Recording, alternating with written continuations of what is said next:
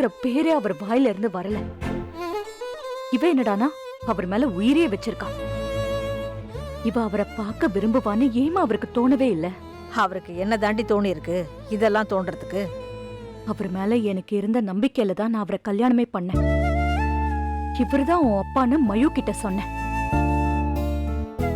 அவளும் அவரை அப்பான்னு தான் கூப்பிட்டிருக்கா.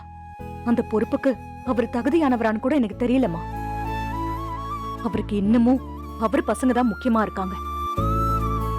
இருக்கட்டும், அத நான் தப்புன்னு சொல்லல. கூடவே மயுவை பத்தியும் யோசிக்கணும்ல. இனியாவை பத்தி, செழியனை பத்தி, எழில பத்தி, எல்லார பத்தியும் நான் யோசிக்கிறேன்ல. அவங்களுக்கு அம்மா அப்பான்னு 2 பேருமே இருக்காங்க. ஆனாலும் நான் யோசிக்கிறேன். அப்ப அவரும் மயுவை பத்தி யோசிக்கணும் இல்லம்மா? நான் சொல்றேன்னு தப்பா நினைக்காத. என்னதான் மயு அவரோட குழந்தைன்னு சொன்னாலும் மயு அவர் பெத்த குழந்தை இல்லைல்ல. உனக்கும் அவருக்கும் ஒரு குழந்தை பிறந்திருந்தாதான் உங்களுக்குள்ள இருக்கிற பந்தம் உறுதியாயிருக்கும். அவரோட குழந்தைக்காகவாவது கோபி உங்க கூட சேர்ந்து இருந்திருப்பாரு. நீயும் வருத்தப்பட வேண்டி இருந்திருக்காது. மயுவை பத்தியும் யோசிக்க வேண்டி இருந்திருக்காது. ஒரு குழந்தைய காட்டி அவரோட அன்பை வாங்க சொல்றியாமா? ஒரு குழந்தைய காட்டி அவரை புடிச்சு வச்சுக்க சொல்றியா? அப்படி சொல்லலடி. ஆனா அந்த குழந்தை நிறைய விஷயங்களை மாத்தும். அன்னைக்கு மட்டும் அந்த குழந்தை இல்லாம போகலன்னா இன்னைக்கு நடந்திருக்கிற சம்பவமே வேற. நீ வேற சும்மா இருமா. நல்ல வேளை குழந்தை பொறக்கலையேன்னு நான் யோசிச்சுக்கிட்டு இருக்கேன். ஏண்டி? அப்புறம் அந்த குழந்தைய வேற வச்சுக்கிட்டு நான் திண்டாடிக்கிட்டு இருப்பேன்.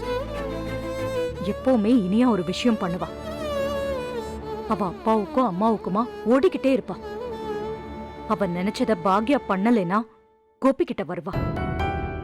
கோபி கிட்ட நடக்கலைனா பாக்யா கிட்ட போவா. எதுக்குடி நீ இப்ப அவளை பத்தி பேசிக்கிட்டு இருக்கிற?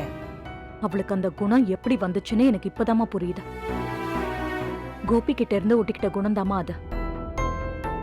பாக்யா கூட இருக்கும்போது நான் வேணும், என் கூட இருக்கும்போது பாக்யா வேணும். சும்மா இருடி.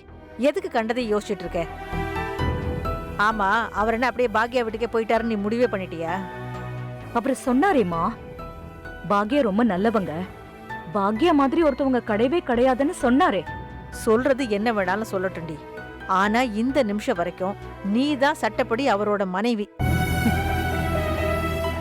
எல்லாம் சரியாயிடுமா? எந்த குடும்பம் தான் முக்கியம்னு அவர் போனாரோ அந்த குடும்பத்தில இருந்து அவரை பிரிச்சு கொண்டு வந்து உன் கூட சேர்த்து வைக்க வேண்டியது என்னோட பொறுப்பு. நீ வருத்தப்படாம இரு.